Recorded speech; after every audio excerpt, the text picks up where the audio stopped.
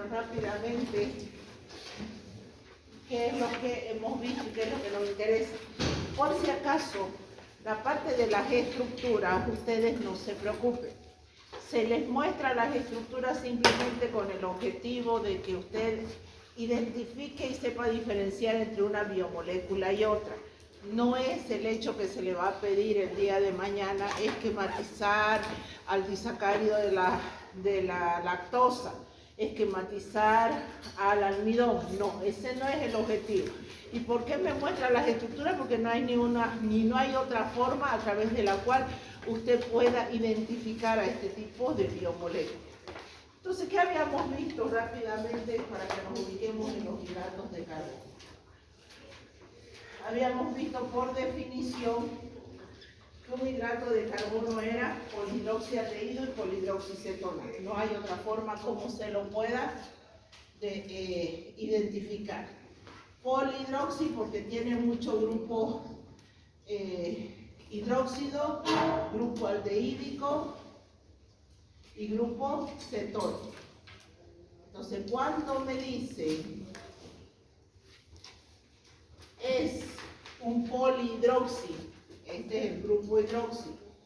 Cuando me dicen polihidroxialdehído, polihidroxicetona, tiene muchos oxidrilos y grupo cetónico. Por ejemplo, rápidamente hagamos lo que corresponde. Este es el gliceraldehído. Este es el gliceraldehído. Es un hidrato de carbono que tiene grupo aldehídico y grupos oxidrilos. Si me dicen cetónico, vamos a tener la dihidroxicetona.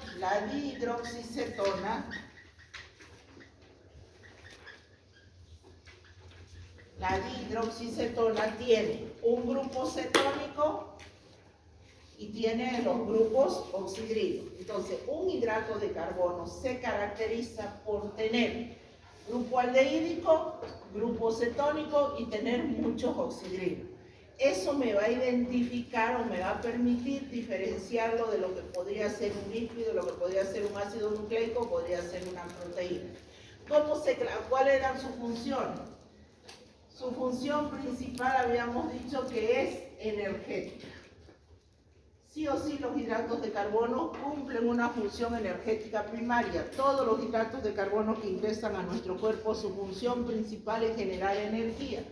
Por eso, 1 gramo de hidrato de carbono me genera 4,1, 4,2 kilocalorías. Y reserva energética. Reserva energética, ¿por qué? Porque tenemos lo que corresponde en el reino animal, nuestra reserva energética es el glucógeno. Y en el reino vegetal, nuestra reserva energética viene a ser el almidón. Entonces, muy bien. Esas son dos grandes funciones, sin considerar que se habla de una función intermedia o que es en menor cantidad, que es la estructural. Estructural como cuáles, como los heteropolisacáridos, que es lo que vamos a ver dentro de un momento. Heteropolisacáridos. Muy bien, los heteropolisacáridos. Ahí están sus funciones en los hidratos de carbono. ¿Cómo se clasificaban los hidratos de carbono? ¿Cómo se clasificaban?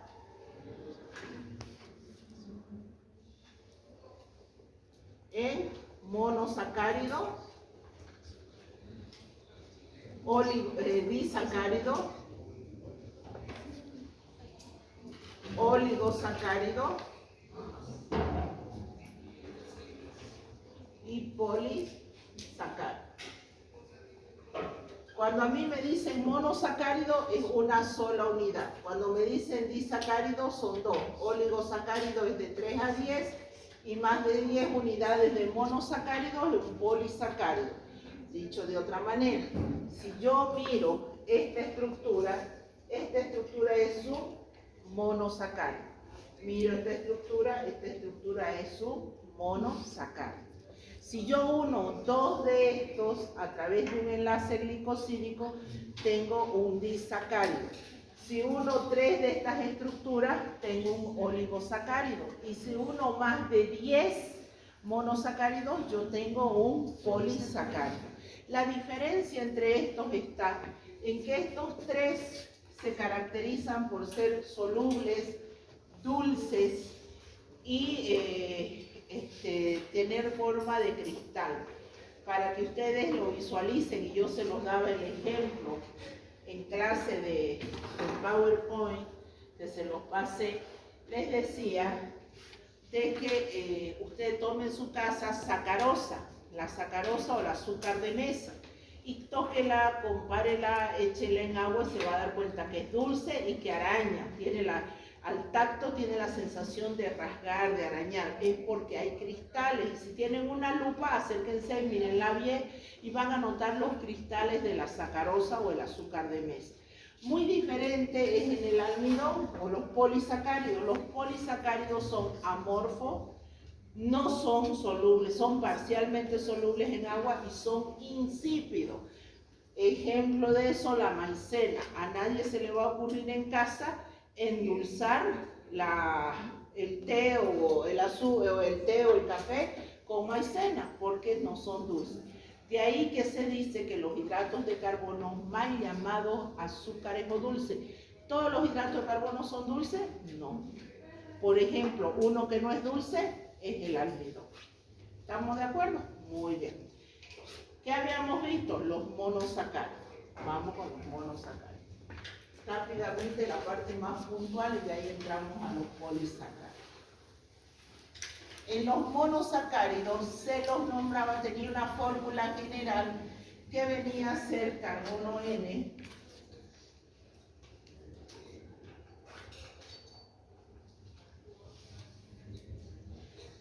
hidrógeno 2N, oxígeno N, o lo que venía a ser así, que es lo mismo, su fórmula general, donde N va de 3 a 7.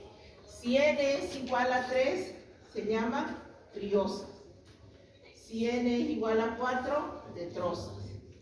Si N es igual a 5, pentosas. Si N es igual a 6, hexosas.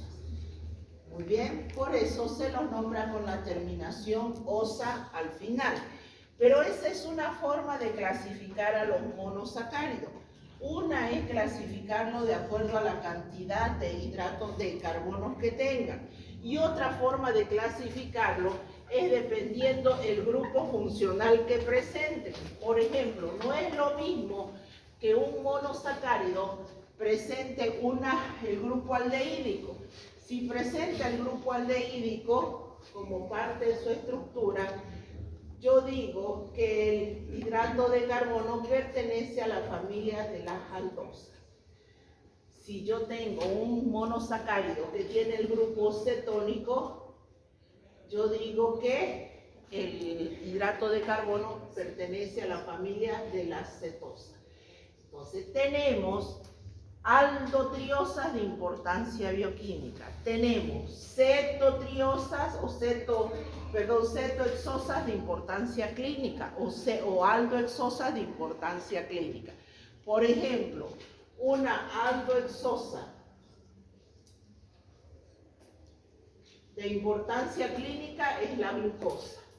Si nosotros vemos la estructura de la glucosa, tiene 6 átomos de carbono, 1, 2, 3, 4, 5, 6 átomos de carbono. Y en el carbono 3, el oxidrilo está invertido. Esta es la famosa glucosa. No es lo mismo que se diga cetohexosa de importancia clínica, como por ejemplo la fructosa.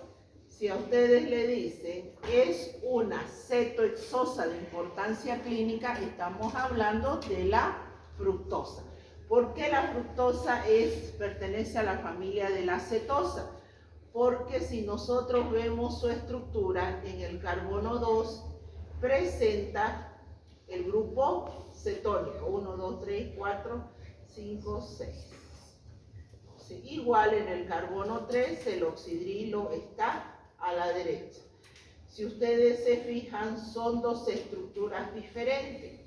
Aunque las dos son exosas, tienen 6 átomos de carbono, tienen 6 átomos de carbono.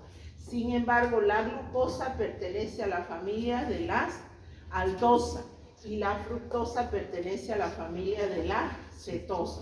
De ahí que si en un examen me dicen es una cetoexosa de importancia clínica, yo no diré la glucosa, porque en este caso es la fructosa.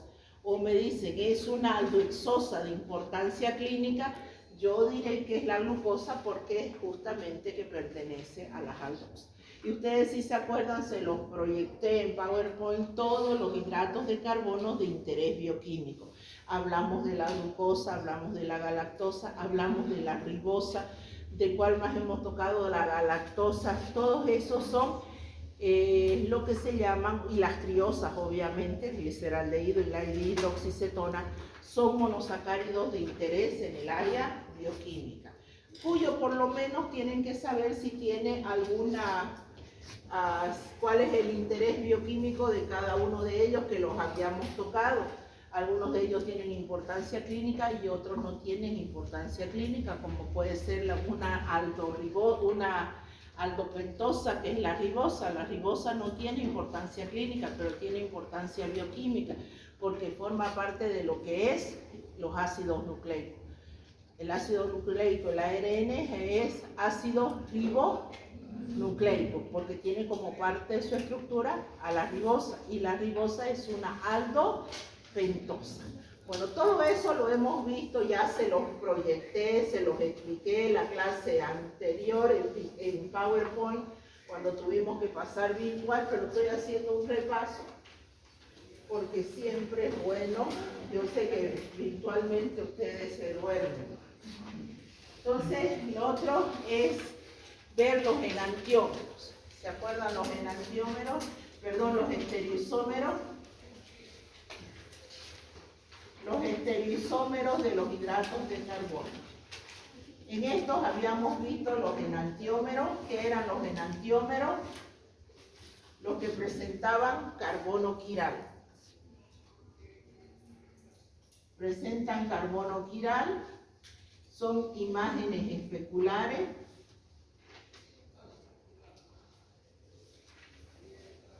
No superponibles. De ahí que les explicaba cuál era la relevancia o la importancia de esto, porque ustedes tratar de entender la enantiomería de los hidratos de carbono, entendiéndose, por ejemplo, un gliceraldehído, que esta es la estructura. El carbono quiral, ¿cuál era el carbono quiral? ¿Se acuerdan? ¿Ah? ¿Cuándo es un carbono quiral? Cuando tiene los 4 átomos o sus 4 enlaces unidos a átomos o grupos de átomos diferentes. Eso es quiral. Este carbono no es quiral porque presenta dos enlaces, están unidos a un mismo átomo, el oxígeno. Este no es quiral porque 2 enlaces están unidos a hidrógeno. Sin embargo, si me vengo al del centro, este carbono es quiral porque está unido a un grupo aldehídico, a un grupo oxidrilo, a un hidrógeno, y está unido a un grupo alcohólico. Entonces yo digo el carbono quiral es este del centro porque está unido a 4 átomos, sus 4 enlaces están unidos a 4 átomos o grupos de átomos diferentes. ¿Qué le confiere ese carbono quiral a la estructura? Le confiere movimiento, así como el codo en su brazo. Si no existiera la articulación del codo, usted no podría hacer esto. Así de sencillo, igual que el de la muñeca. Si no existiera la articulación de la muñeca, esto no tendría movimiento. Entonces, ¿qué es lo que hace ese carbono quiral? Ese carbono quiral toma como patrón al oxidrilo y dice, muy bien, si el oxidrilo está a la derecha, hay otra estructura similar en la cual el carbono se mueve o permite el movimiento, donde ahora el oxidrilo está a la izquierda. Si ustedes se fijan, la tapa que venga a ser el oxidrilo, ahí está a la derecha. ese carbono permite una rotación y en la otra estructura, cuando le sacaban fotos, se encontraban que el oxidrilo estaba a la izquierda, uno a la derecha y otro a la izquierda. Es como que los pulgares vendrían a ser los oxidrilos. Son imágenes no superponibles, por eso se dicen imágenes especulares. ¿Cuál era la relevancia de esto? Que bioquímicamente, cuando el oxidrilo está a la derecha, se va a llamar D, en este caso gliceraldehído. Cuando el oxidrilo está a la izquierda, L-gliceraldehído. Muy bien. En la naturaleza, en el cuerpo humano, existen los D y existe algo de L como parte de estructura. Sin embargo, desde el punto de vista de interés fisiológico, si quieren verlo así, el D, los D, hidratos de carbono, sufren o se metabolizan o son los que generan energía. No así un L hidrato de carbono. Entonces, ¿un L hidrato de carbono será capaz de generar energía en el ser humano? No. ¿Por qué? Porque el cuerpo no lo metaboliza, no lo identifica. Son los D hidratos de carbono. Pero existen L hidratos de carbono, sí, formando parte de estructura, lo vamos a ver dentro de un momento en los heteropolisacáridos. Entonces, uno de los estereoisómeros de los hidratos de carbono vienen a ser los enantiómeros. Después, los epímeros. Los epímeros vienen a ser estructuras muy similares entre sí. Vamos a ponerlo acá rápido. Este marcador, una vez que pinta fuerte, cuesta sacar de la pizarra.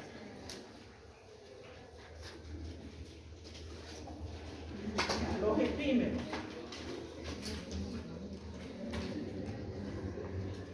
Los epímeros son estructuras muy parecidas entre sí que se diferencian en la posición o la variación de un oxidrilo sobre un carbono específico. Por ejemplo, hago la estructura de la glucosa. La glucosa, 1, 2, 3, 4, 5. La glucosa, si yo analizo esta estructura,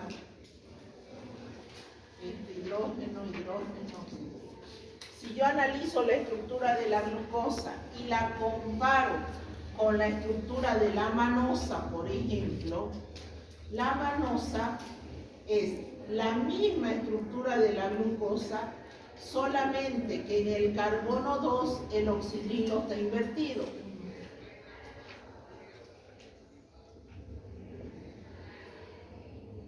Si nosotros fijamos, esta es la manosa. Si yo miro la estructura y comparo la glucosa con la manosa, si voy al primer carbono, el primer carbono es lo mismo. Me voy al segundo carbono. El segundo carbono es diferente del carbono 2 de la glucosa. El carbono 3 es el mismo, el carbono 4 es el mismo, el 5 es el mismo y el 6 es el mismo. ¿Cuál es el que está variando? La posición del oxidrilo en el carbono 2. Entonces se dice, la manosa es epímero de la glucosa en el carbono 2. ¿Para qué y cuál es su importancia bioquímica de esto? Su importancia bioquímica está que en nuestro cuerpo existen unas enzimas que se llaman epimerasa, que lo que hacen, toman a este carbono, se vienen en este carbono específico y le dan vuelta.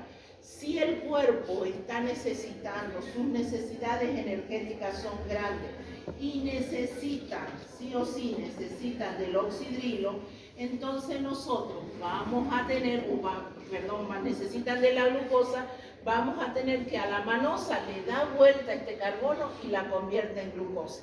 ¿Quién hace posible eso? Una enzima que se llama epimerasa. Entonces, ¿existen este tipo de compuestos formando parte de la materia viva? Sí existen. Sí existen porque van a tener la particularidad de intercambiarse entre sí. Otro epímero de la glucosa es la galactosa. La galactosa es un epímero de la glucosa en el carbono. ¿Qué carbono era? 2. ¿Ah? En el carbono 4. Ahora veamos los enantiómeros. Los anómeros, perdón.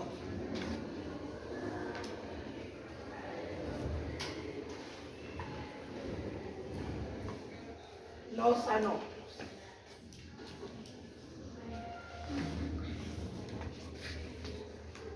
Esta es la glucosa. Los anómeros.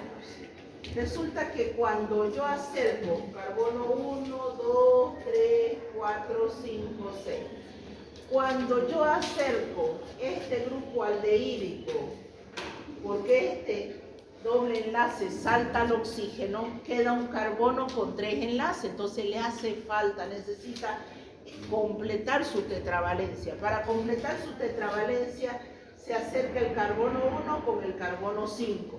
Eso me va a llevar a que se va a formar una estructura de pirano. Pirano, que como es un hidrato de carbono se le llama piranosa. Sin embargo, cuando se acerca el carbono 1 con el carbono 4, yo tengo una estructura de furano que se va a llamar furanosa. Esto se da tanto en los grupos aldehídicos como en los grupos cetónicos. En los aldehídos, el que se aproxima es el carbono 1, porque es el grupo aldehídico, con el carbono 4 o con el carbono 5. Por eso, al carbono 1 en los grupos o en las aldosas, perdón, acá en las aldosas, la presencia del grupo aldehídico que está en el carbono 1 se define como carbono anomérico. ¿Por qué? Ya lo vamos a mencionar. Y en las cetosas, donde está el grupo cetónico, el carbono 2, porque las cetosas, el carbono 2 es el que tiene el grupo cetónico, se define como el carbono anomérico. De tal manera que, ¿qué es el anómero? El anómero me dice lo siguiente: cuando en el carbono 1 de las aldosas, el oxidrilo, o de las cetosas, en este caso el carbono 2, el oxidrilo hasta arriba va a ser beta. Cuando el oxidrilo está hacia abajo, va a ser alfa en el carbono anomérico. Este es el carbono anomérico, ese es el carbono anomérico. Entonces, ¿serán anómeros de tipo alfa o serán anómeros de tipo beta? A eso se refiere. Y en realidad, como ingresa la glucosa a nuestro cuerpo, es en la forma de piranosa. No es lineal, no es así, sino viene en forma cíclica. Y todavía ni siquiera ingresa bajo la forma nomás de decir en forma de pirano, sino entran los isómeros conformacionales. Conformacionales, que si yo agarrara esta estructura y la estirara hacia arriba y hacia abajo, yo tendría una estructura en forma de silla. O si yo agarro esa misma estructura y la elevo hacia arriba, tengo la forma de bote. Es como que esto haga hacia arriba, la deformo la estructura. Yo voy a tener isómeros conformacionales en forma de silla y en forma de bote. Yo no lo he dibujado tan bonito ahí, pero ya se los proyecté, como les digo, solamente estoy repasando. Vieron que estaba más bonito dibujado en la proyección. Epímeros, anómeros y conformacionales. Lo básico que necesitamos manejar de los hidratos de carbono. ¿Por qué los epímeros? Porque existen enzimas epimerasas formando parte de los procesos de la digestión o procesos fisiológicos que hacen posible intercambiar a los hidratos de carbono dependiendo de las necesidades energéticas del cuerpo. Los anómeros vamos a ver que cobran relevancia e importancia en el enlace glicosídico que vamos a tocar dentro de este momento. Y hay anómeros beta, si el oxidrilo está hacia arriba sobre el carbono anomérico, que es el carbono 1 en las aldosas, o es el carbono 2 en la cetosa. Y ambos forman piranosa y furanosa. No se preocupen que no vamos a mirar esto, la posición de los oxidrilos ahí, porque no se les pide las estructuras. Basta con que ustedes recuerden que los estereoisómeros de los hidratos de carbono son enantiómeros, epímeros, anómeros y los conformacionales más uno más, que son los tautómeros. los tautómeros. ¿En qué consisten los tautómeros o la tautomería de los hidratos de carbono? Consiste en que las aldosas se convierten en cetosas y las cetosas se convierten en aldosas. Eso es importante para cuando lleguemos al metabolismo de los hidratos de carbono. Esta es la tautomería o los tautómeros en los hidratos de carbono. Yo puedo convertir una fructosa en glucosa y una glucosa la puedo convertir en fructosa porque son estructuras tautoméricas, interconvertibles entre sí. Que eso va a suceder dependiendo nuevamente de las necesidades fisiológicas del cuerpo. ¿Listo? Entonces, disacáridos, y de ahí entramos a lo que nos habíamos quedado, los polisacáridos. ¿Qué son los disacáridos? Los disacáridos es la unión de... Oye, esto no sale.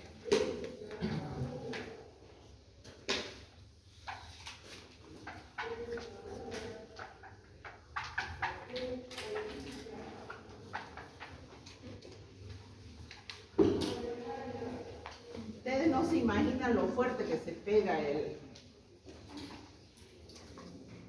marcador.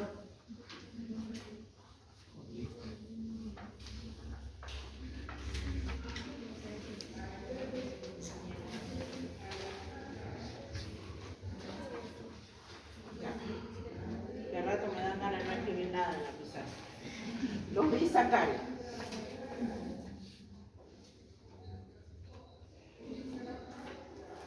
Los disacáridos, ¿a través de qué? Eso hay que distinguir, porque ahorita cuando están en el tema, digamos, en este tema es fácil. El asunto es cuando se encuentran frente a un examen y se les dice, los aminoácidos se unen entre sí mediante enlace, punto suspensivo. Los hidratos de carbono se unen entre sí mediante enlace, punto suspensivo. Y para usted se confunde. Los hidratos de carbono se unen entre sí mediante lo que se llama un enlace glicosídico.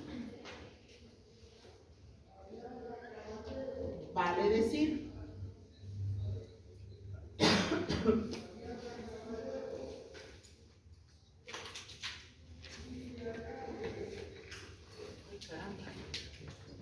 yo pensaba que era yo la que hablaba fuerte. Ya. Aquí vamos a poner un oxidrilo y un oxidrilo. Si yo saco una molécula de agua de aquí, voy a obtener un disacárido con un enlace de este tipo.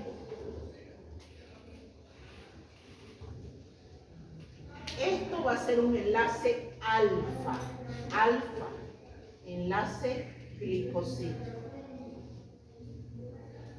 Va a ser alfa. Si yo uno otros dos monosacáridos, pero ahora de esta forma,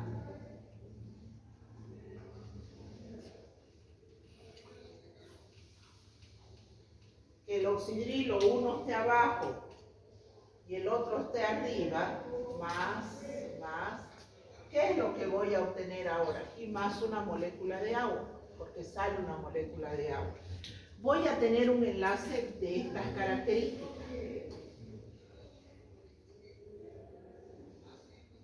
Así, cruzado. Cuando el enlace es cruzado, yo digo que el enlace es de tipo beta. El enlace glicosídico es de tipo beta. ¿Esto qué relevancia bioquímica tiene? Porque de repente usted me dirá, tanto que cuesta entender, ¿para qué el alfa, para qué el beta? Cuando hablamos de la digestión de los hidratos de carbono, que eso también lo van a ver en el punto de vista fisiológico, dicen los hidratos de carbono empiezan el proceso de digestión en la boca. Es cierto. ¿Quién ataca los hidratos de carbono? Es la alfa amilasa salival. Alfa amilasa salival. Alfa. ¿Por qué dice alfa? Porque solamente va a atacar a los hidratos de carbono que tengan ese tipo de enlace. ¿Como quién? El almidón, que vamos a estudiar en este momento su estructura. El almidón está conformado por muchas glucosas en enlace alfa, alfa 1,4.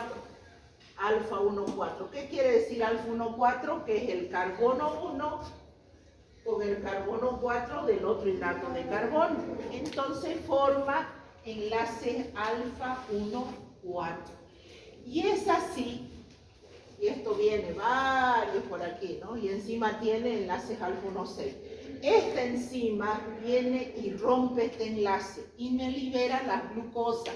Me va a liberar glucosa, me va a liberar maltosa, me va a liberar dextrina, dependiendo si el rompimiento es total. Vale decir, si yo como papa, yuca, camote, arroz, ahí está el almidón y mi saliva va a degradar porque lo que finalmente yo absorbo no es almidón. Jamás vayan a decir ustedes que tienen, que consumen hidrato de carbono. Entonces, encuentre su torrente sanguíneo usted almidón. No encuentra almidón, pero es que usted come mucho almidón. Sí, como en el arroz, en la papa, en la yuca, etc. Pero ahí en el torrente sanguíneo y almidón no hay. ¿Por qué no hay, a pesar de que yo consuma grandes cantidades de almidón? Porque a medida que se va haciendo el proceso de digestión, se va rompiendo estos enlaces. ¿Y qué es lo que sale? La unidad monomérica, glucosa. ¿Y qué es lo que absorbe las microvellosidades del intestino? Glucosa. No absorbe ni siquiera disacáridos.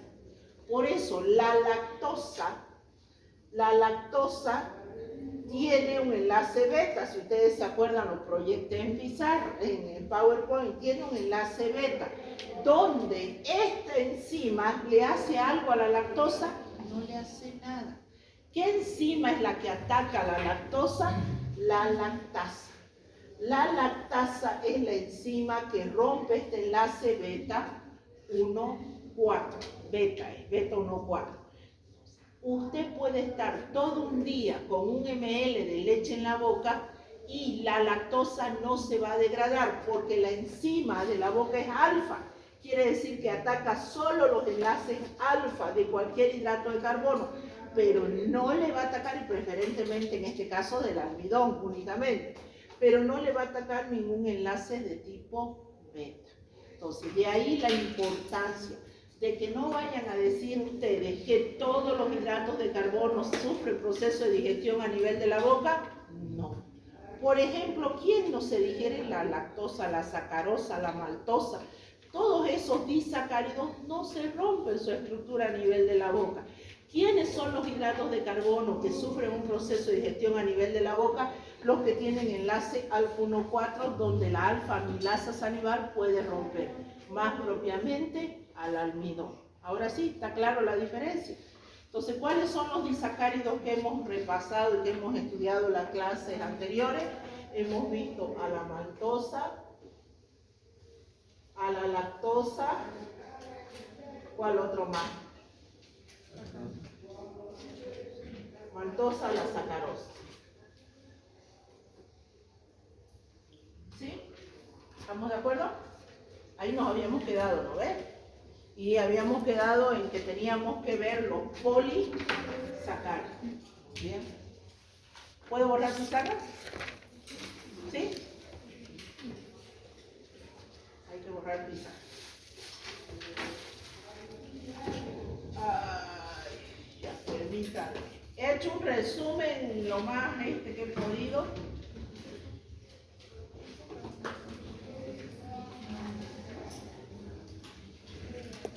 Para que no digan que ayer con el alboroto que hubo, yo pasando clases aquí y eran todos alborotados ahí, pero yo preocupada aquí pasando mi clase y todos eran en el alboroto. Ya cuando nos salimos de clase me dice una de las alumnas, hay golpe, ¿cómo que golpe estado? Hay golpe de estado, mire. Y yo ese momento me asusté, porque una de las cosas que ocurre cuando hay golpe de estado es que el gobierno, los militares intervienen en las universidades. Lo primero que hacen, porque saben que los líderes nacen de las universidades, entonces lo que hacen es intervenir las universidades, entran. ¿No ven que los policías no pueden ingresar a los predios de la universidad? ¿No? Ustedes sabían eso, no ingresan los policías, no pueden, es con permiso, con orden. Pero resulta que cuando sucede esto, los militares ingresan y toman las universidades y impiden la pasada de clase. Han habido casos en épocas de golpe de Estado que hasta 2 años han estado cerradas. ¿Se imaginan ustedes? Pérdida de todo iba a ser, a no ser que nos dejaran pasar virtual y eso, que con todo el problema que iba a haber.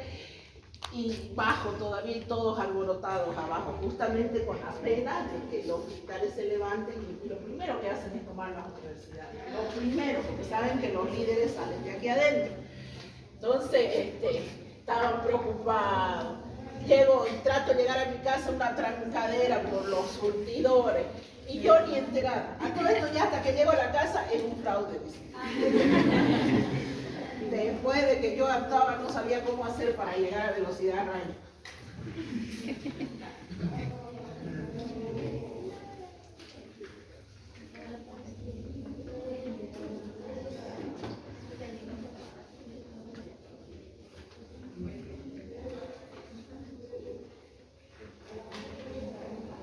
Ya, creo que ya salió algo.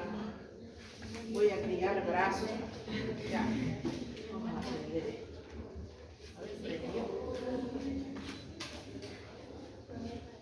¿Prendió o no prendió? Sí, ¿no? ¿Ha prendido? ¿Allá?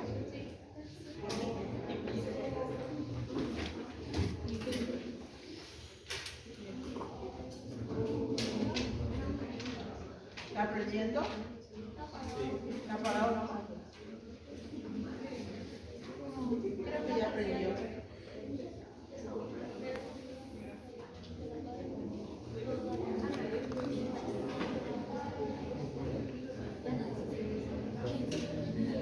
Bueno, ya tienen sus notas, se las he pasado. Voy a fijar un día para los que quieran ver. ¿Dónde está el que no le puso nombre al examen?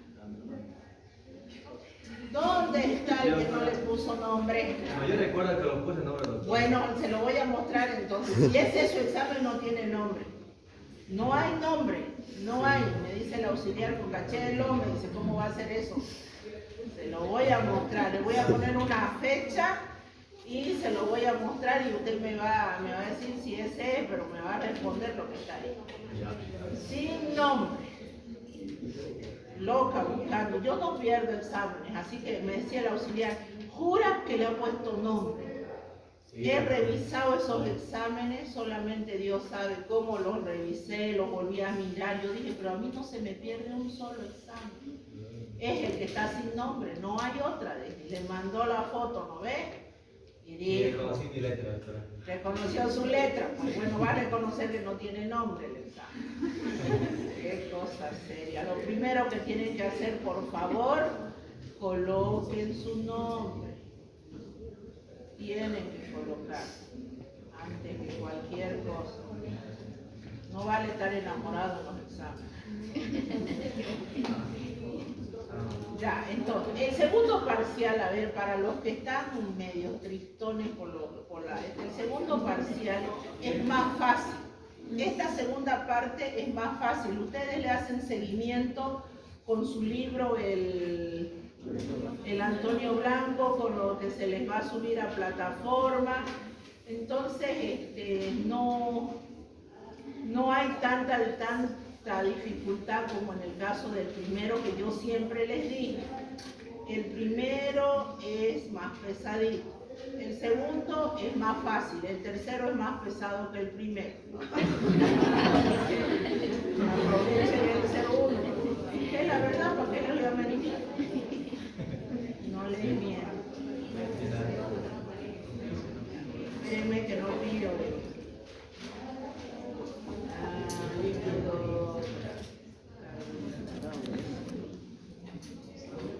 ¿Nada?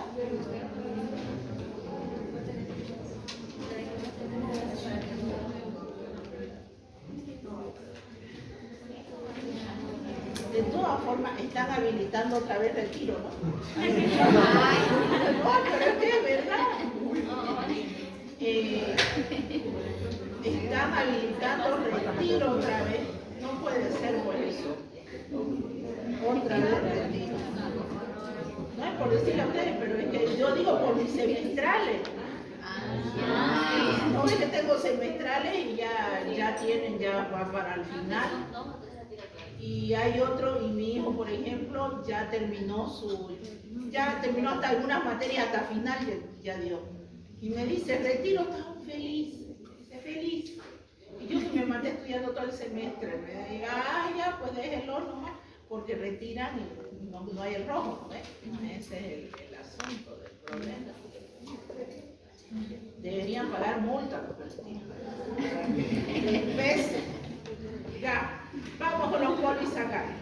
Dentro de los polisacáridos tenemos los estructurales y tenemos los energéticos. Dentro de los energéticos está el almidón, está el glucógeno, y los estructurales la celulosa y la quitina.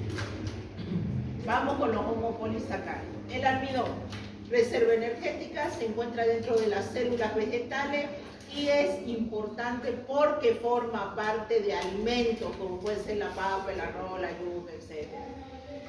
Por hidrólisis, ¿qué quiere decir hidrólisis? Quiere decir rompimiento de la estructura. Por hidrólisis, ¿qué genera? Glucosa. O dicho de otra manera, si rompo la estructura del almidón, ¿qué obtengo? ¿Cuál es su unidad básica estructural del almidón?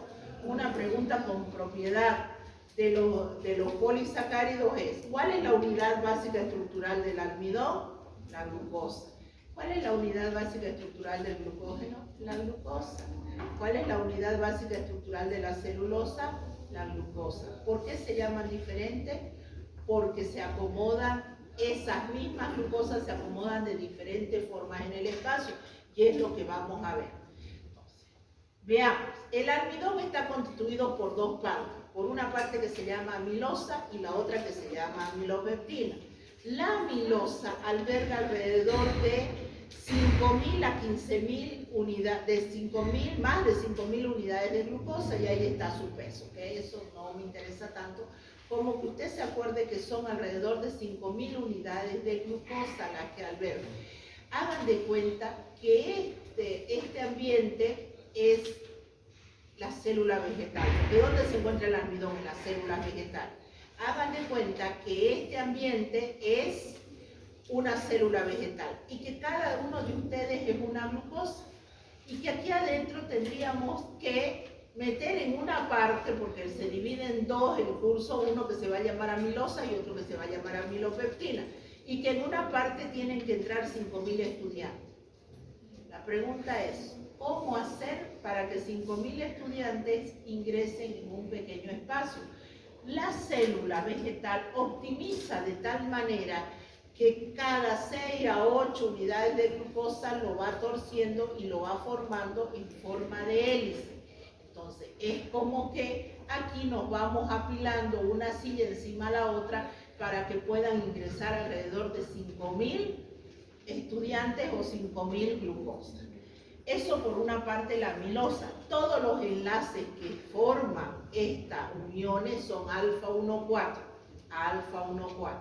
La amilosa entonces solo existe uniones alfa 1,4. Muy diferente la amilopeptina. La amilopeptina alberga alrededor de 600.000 unidades de glucosa. Mayor la cantidad de glucosa que pueda tener la amilosa. Y tiene la característica de presentar enlaces alfa 1,4, pero presenta también enlaces alfa 1,6. ¿Por qué? Porque presenta ramificaciones primarias y ramificaciones secundarias. Estas son alfa 1,4, alfa 1,4, alfa 1,4, y las que vienen 1,6. Estas ramificaciones son alfa 1,6. Entonces, es como si fuera un árbol cuyas ramas son las ramificaciones, como la parte troncal sea las uniones alfa 1,4 y las ramificaciones son alfa 1,6. Sabemos que un árbol tiene ramas más grandes, más pequeñas, entonces van a haber ramificaciones primarias y secundarias. Solamente así se garantiza de que se albergue las 600.000 unidades de glucosa. Entonces, repasando, el almidón tiene dos porciones, amilosa, amilopeptina. Esa es la estructura del almidón. ¿Qué se llama cada una de ellas? Glucosa. Entonces, por hidrólisis total del almidón, ¿qué obtengo? Glucosa. Ahora, ¿qué pasaría si yo la rompo parcialmente la estructura? ¿Qué quiere decir parcialmente? Hagan de cuenta que este es un collar de perla, que de repente yo lo deshago totalmente y obtengo 100 perlas, suponiendo que sea de 100 perlas. Resulta que ahora de ese collar de perlas yo quiero sacar un par de aros y quiero sacar una manilla. El par de aros, tomo 2 de esas perlitas y hago un aro. Tomo otras 2 de esas perlitas, hago otro aro. ¿Cómo se llama eso desde el punto de vista? Maltosa.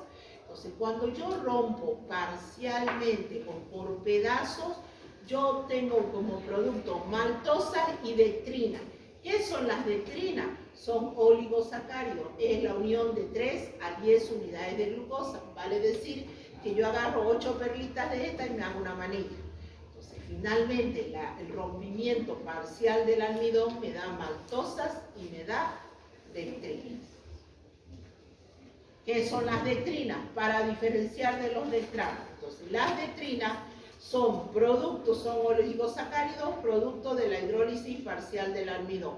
¿Cuál es su aplicación? Las dextrinas se suelen utilizar como pegamentos solubles en agua, agentes de espesamientos en alimentos y agentes aglutinantes en productos farmacéuticos. Las dextrinas tienen una gran aplicación no solamente en la industria farmacéutica, sino en la industria farmacológica. Ahí está, para que ustedes no piensen que es algo que no existe. Ahí hay una foto de las dextrinas y estas son sus estructuras. Tiene enlaces alfa 1,4 y enlaces alfa 1,6. A diferencia de los dextranos, porque a veces se les pregunta en los exámenes o se les coloca esas para encerrar, producto de la hidrólisis parcial del almidón se originan dextranos, y los dextranos no es producto. Los dextranos son originarios o se sintetizan por ciertas bacterias ácidas lácticas a partir de la sacarosa, la diferencia de las dextrinas. Pero su aplicación, al igual que las dextrinas, es tanto en la industria farmacológica como en la industria alimenticia. Tradicionalmente, sin embargo, se la utilizaba estos dextranos como sangre, reponedor de sangre o de plasma sanguíneo en caso de boleto. Hoy en día ya no se suele utilizar, al menos que yo sé, por ahí.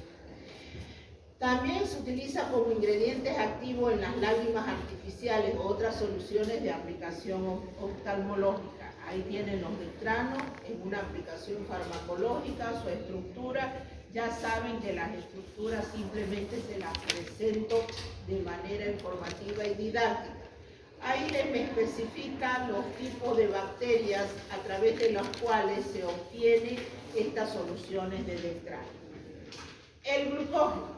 El glucógeno, a diferencia del almidón, es una sola unidad. El almidón era amilosa y amilopectina, y el glucógeno es una sola unidad muy parecida a la amilopectina, porque alberga enlaces alfa 1,4 y alfa 1,6.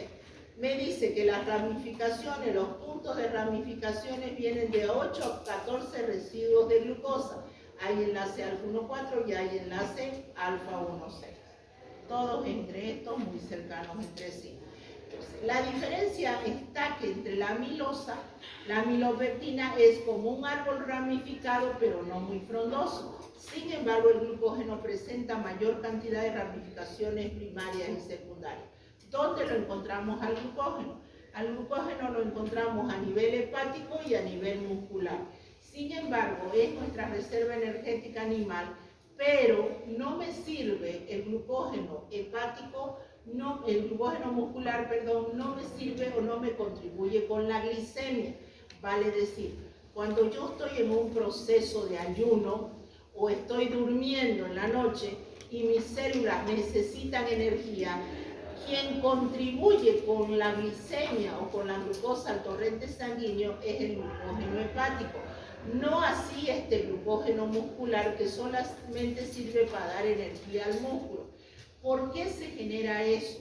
Eso se genera por la deficiencia de una enzima que se llama glucosa 6-fosfatasa. El hígado la tiene a la enzima, arranca el grupo fosfato y libera la glucosa al torrente sanguíneo. Sin embargo, el músculo carece de la enzima glucosa 6-fosfatasa. Por eso la glucosa no pasa al torrente sanguíneo y solamente le sirve para que genere energía. ¿Estamos de acuerdo? Muy bien. Entonces, dentro de los homopolisacáridos que conforman parte del nivel energético, tenemos a lo que constituye al glucógeno y al almidón. Los homopolisacáridos estructurales tenemos a la celulosa y la quitina. La celulosa tiene como unidad básica estructural también a la glucosa. La diferencia aquí está, presenta enlaces glicosídicos beta 1,4. Beta 1,4. ¿Dónde encuentro la celulosa? La celulosa la encuentro cuando usted se come una manzana con cáscara, por ejemplo, está consumiendo celulosa. Cuando usted consume el arroz integral, está consumiendo celulosa. Vale decir esa. ¿Alguien conoce el salvado con lo que hacen los panes integrales? El pan integral, bueno, eso es celulosa,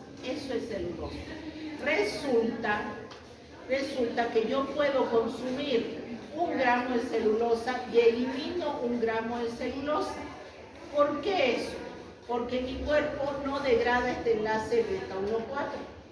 La enzima alfa-amilasa salival es alfa, no es beta.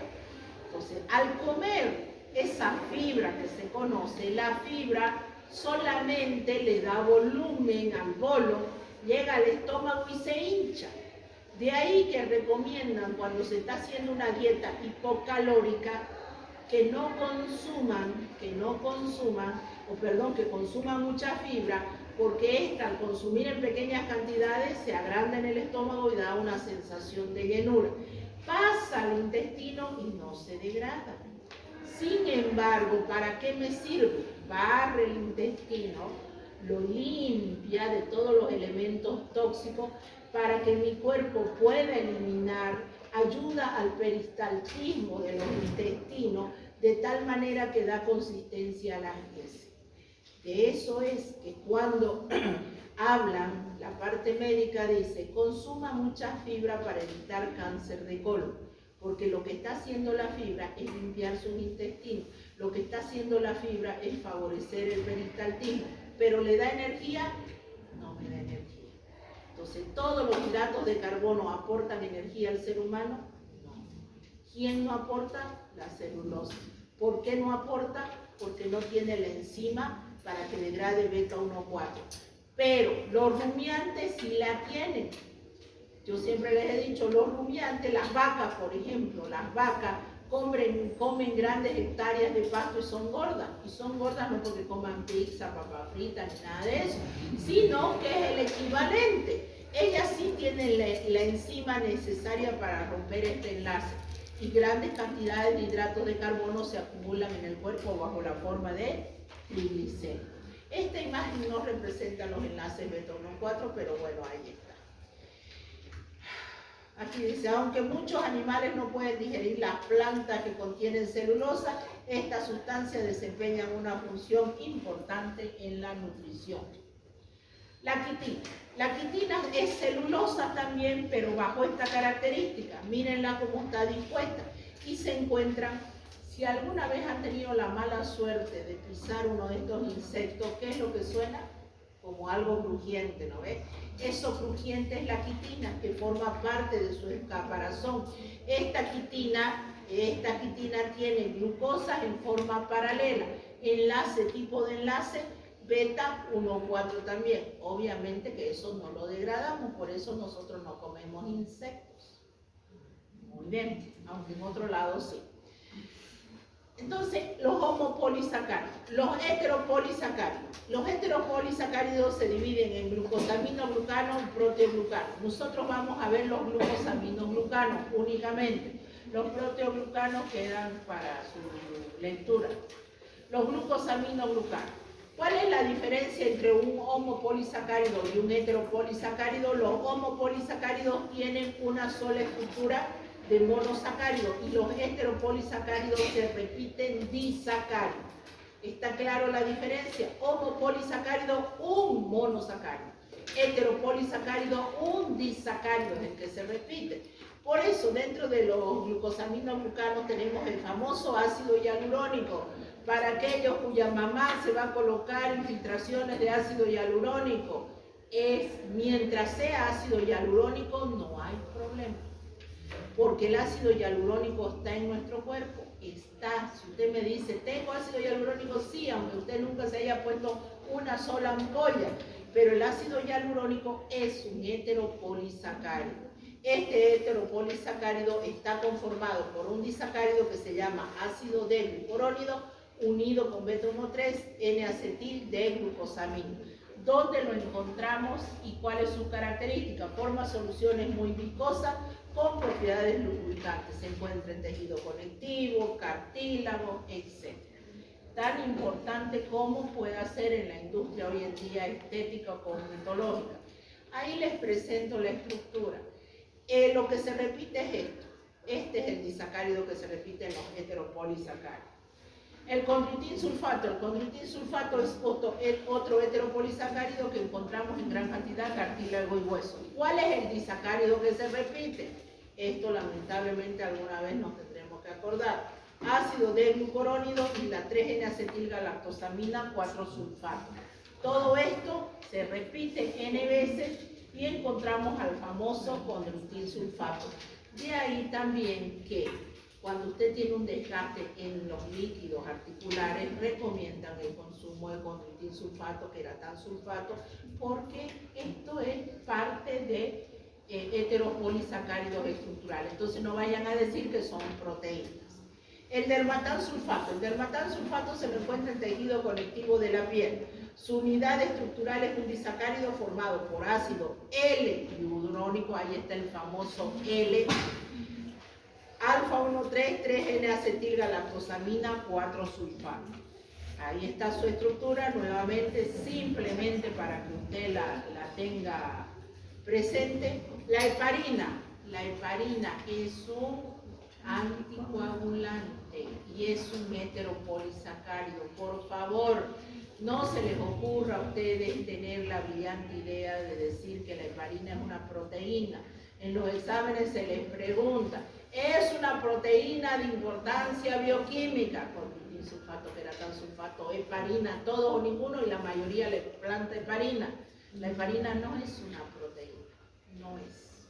Es un hidrato de carbono. Venga, lo vas a saber a estas alturas, ¿no ves? ¿Cuál es la función? Anticoagulante. ¿Qué otra función tiene? Aclaramiento del plasma sanguíneo después de comida rica en grasa. Y para terminar, el queratán sulfato. El queratán sulfato también lo encontramos en el tejido conectivo de la córnea y el cartílago. La mayoría se encuentran en el mismo sitio. Su unidad estructural es el disacárido galactosa unido con galactosamina acetilada esterificada. Nuevamente las estructuras que no tienen más allá sentido que simplemente las mismas. Y este es un cuadro de resumen. Esto, sin embargo, es para que ustedes lo estudien, este cuadrito de resumen, que le dice la ubicación de qué está formado y dónde se encuentran los diferentes heteropolisacáridos. Y ahí quedamos. Terminamos. Terminé hidratos de carbono, empiezo lípidos. El siguiente, ¿cuáles son los temas para el segundo parcial para que vayan estudiando? Hidratos de carbono, lípido, ácido nucleico, proteínas y enzimas. Son 5. Pueden ir leyendo.